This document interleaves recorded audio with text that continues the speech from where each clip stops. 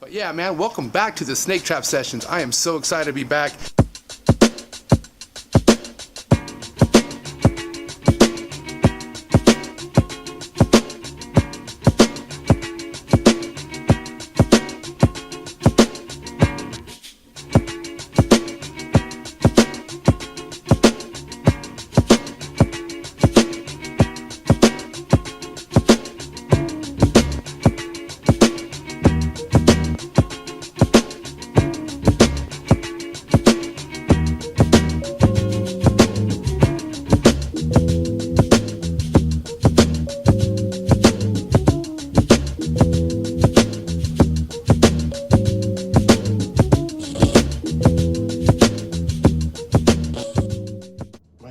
So dark in here.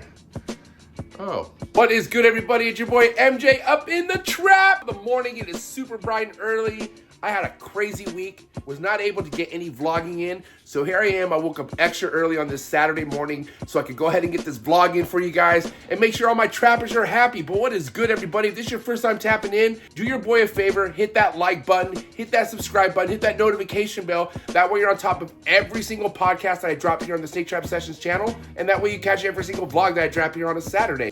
I have a really busy day with feeding. Today's a big feeding day for me, right? So many people asking me, telling me that they can't get their snake to eat for whatever reason. If it's either a baby snake, a juvenile snake, subadult, or adult snake. Well, it's simple, guys. We're gonna talk a little bit why your snake probably doesn't want to eat, why it hasn't eaten, or all the above. We're gonna talk about some steps that I do to kind of trigger these snakes to get them to want to start eating if they happen to be stubborn or if they happen to just not want to eat, okay? So why don't we tap into this? We're gonna make this a quick vlog. I figure this will be important information because my DMs are flooded with people asking me how they can get their snake to eat. Let's tap into this and let's talk about this right now. All right, what is good, everybody? Man, nice and early. I don't even have any of the damn lights on because it's that early. Sorry, my typical intro is usually outside the trap, but it's so damn early, like I'm saying, I do not want to wake up my neighbors. Any of you guys MJ, you guys know I'm very loud. My voice carries. But anyways, what is good, guys? Saturday, super excited, just because I could finally put out a vlog with some information for people out there who are so curious on what they can do to get their snakes to eat. So many different scenarios, right? You have a snake that is just born, a new hatchling that has never had its first meal. You have a snake that you just purchased, whether if it's a baby, juvenile, subadult, or adult, and it's not taking any meals for you. You have a snake that you've had in your possession for a while, just turns off food, doesn't want to eat for you. So many different scenarios when it comes to snakes and eating, okay? So the first problem for most people, if not everybody, when it comes to their snake not eating, what do you think the first problem is? You. Yeah, you're the problem. I'm the problem. We're the problem. You guys gotta understand, snake is gonna eat when it wants to eat. A snake is naturally designed to want to eat for the most part, okay? The importance of having a snake stay alive is making sure it's drinking water. Us humans naturally think if something's not eating, it's gonna die, bad's gonna happen. Well, it all depends on the scenario. You need to look at the body structure. You need to see how the snake looks. You got to see if the snake's flickering its tongue. So we're gonna talk through all these steps, okay? Let's talk about hatchlings, right? How can I get my hatchling to eat? So if we were talking about a hatchling, one thing that I know about hatchlings so far is not to rush the process, not to hurry up and try to get food in them. These ball pythons come out of the eggs with a lot of the egg yolk inside of them. So they have food in them to keep them going. Biggest thing is hydration, making sure you're spraying it enough, making sure it has enough fresh water on a daily basis. Ran into a little bit of problems this year with a couple of clutches being stubborn eaters, and it kind of put me in a loop a little bit. Well, you know, I was 3 weeks into one clutch and almost the whole clutch wasn't eating. I was kind of confused. I was taking a look at, I had to take a step back and see what was going on. If this is your scenario, if this is your situation, some things you want to check are the ambient and the hot spot temperatures for the hatchling rack. What I like to do is I like to keep my room at ambient 80 degrees, and I like to keep a hot spot for the hatchlings at about 84 to 86, nothing higher than that. That's just my preference, okay? What happened was we had a cold front that dropped down the ambient in this room down to like 73. Matters worse, I have my hatching racks in the washroom, which is right next to the window, which actually makes that room even colder. After I started puzzling what was happening with this certain clutch and why it wasn't eating, I took a look at their position in the rack to see where I had them. They were on the lower end of the rack. So I do know that, yeah, they had maybe an 84, 85 hotspot temp, but their ambient was way too cold. So what I made sure is I made sure I bumped up the heat in that room. So I came back and monitoring the ambient heat and making sure that it was up to 80. And sure enough, I got that ambient heat up to where it needed to be. I then offered them food again.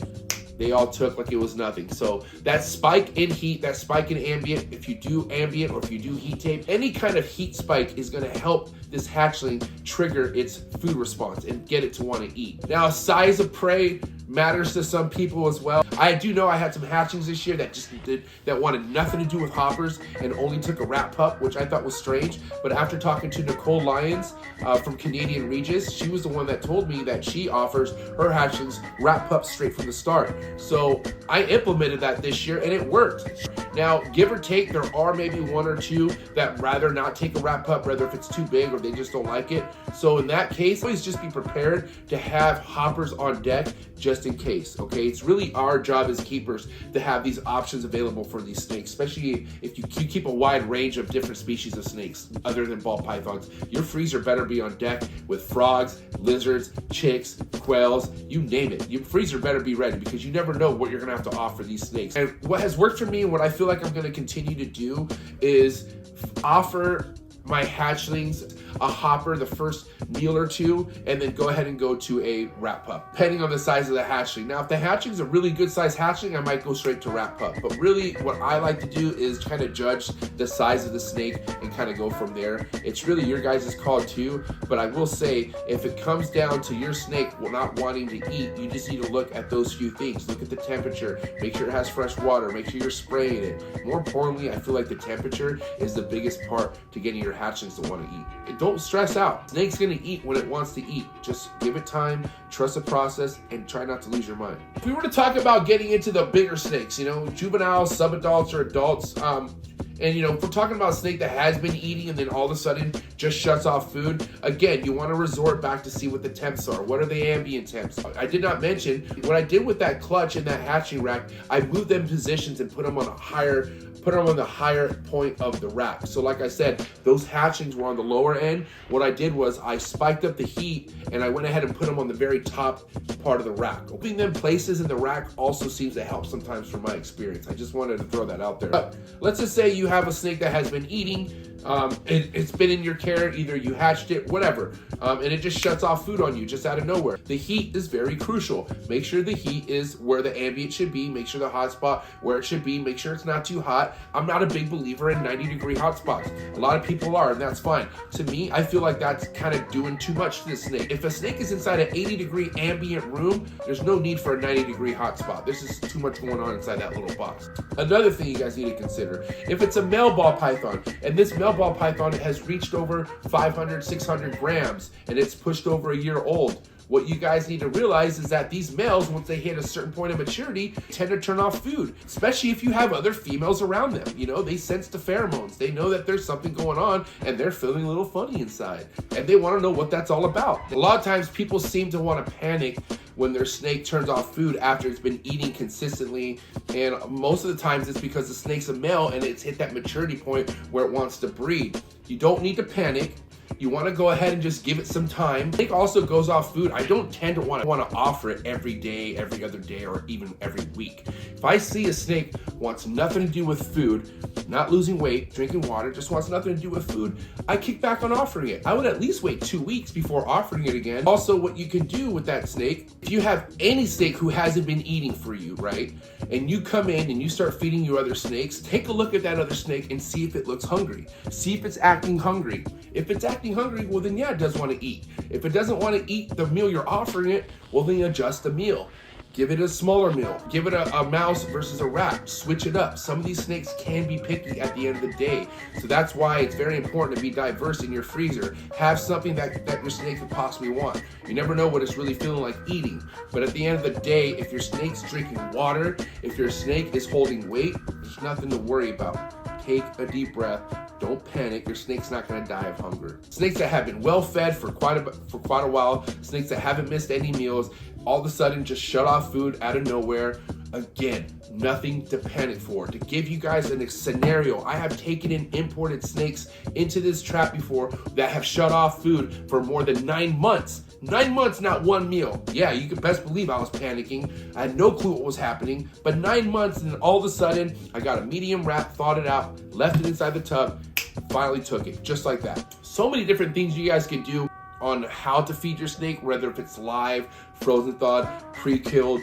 Again, if your snake is not wanting to take anything that you're offering it, you got to find ways to switch it up. But more importantly, you just can't panic. I feel like the panicking part is what really messes with the mindset of what you're trying to do, and you could just be an overkill and just stressing the snake out. If you do push these snakes to a point of too much stress, it is no good for the snake, and things can go downhill immediately. Definitely want to be careful with that. But guys, I just want to say, these are animals. Animals will eat when they want to eat. You never know what they're really going through. So your job really is to make sure it's staying hydrated, make sure it's drinking water. If you feel like you're not seeing your snake drink any water, then give it a 15-20 minute soak. It will drink water, but do everything you can to make sure that your reptile is staying hydrated. Your snake or reptile is more than likely going to die of dehydration than starvation. Listen to what I just said. Your reptile is more likely going to die of dehydration than versus starvation. Okay, so just understand that. Keep your reptile hydrated, keep the snake hydrated, trust the process, take some deep breaths, don't panic, don't ask a million people the same question about how can I get my snake to eat, because that's going to really mess with your head as well too. Just chill out, man. Take a deep breath. If the temps are good, everything's right, you're not doing anything wrong, the snake will eat when it wants to eat. Just chill out. That's it. That's all I gotta say. I hope this video helped you guys at all. I try to be as straightforward as I possibly can. If you guys have any questions, or if there's something that you like the most out of my tips that I just gave, drop a comment below. Let me know what you guys like the most that I happen to say. I will do an update on the feeding and whatnot, but I just figured this is probably one of the most questions I get in the DM is, how come I can't get my snake to eat? Why did my snake stop eating? What can I do to get my little noodle to eat?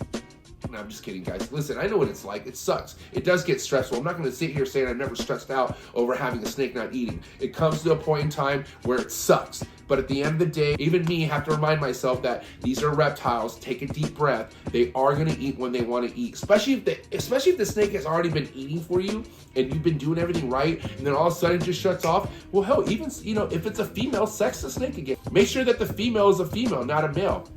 I happen to have 2 of my holdbacks of 2019 just all of a sudden shut off food, and these were females, quote unquote.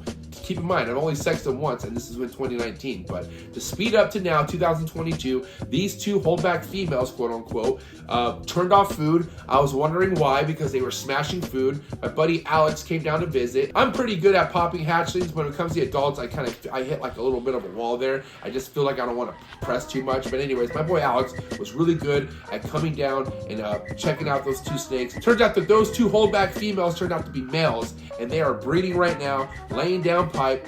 All is good, man. They're a good size. One of them still not eating, but like I said, I'm monitoring the weight. They look fine. All is good, man. Trust the process. Take some deep breaths. Take a walk around your block. Just don't panic. Don't stress the process. Before I let you guys go, dude, I just want to say shout out to everyone who tuned into my last podcast with Dave Kaufman. Dave, you're the man. Had a great episode. Great sit down with Dave. We talked a lot about his adventures on his up and coming inside the industry. So highly suggest you go down to the link, check that out. We also have an amazing podcast going down tomorrow on Sunday for the Holy Monitor session. My boy Chris from CM Exotics and Imports going down. This guy works with mammals. He works with crocs, alligators, monitors, snakes, a whole bunch of shit. This guy has a bunch of my dream species that he's currently keeping, so can't wait to talk to him a little bit, see exactly how he keeps stuff, and see how he does this thing, man. But guys, again, this is your first time tapping in. I appreciate you guys watching. Hit that subscribe button, hit that notification bell, that way you're not slept on any of the content that I come out with, and then that way you catch every single podcast I drop here on the Snake Trap Sessions vlog. But yeah, guys, it's a wrap, and I'll catch you guys here next week on another Snake Trap Sessions vlog, and I'm out.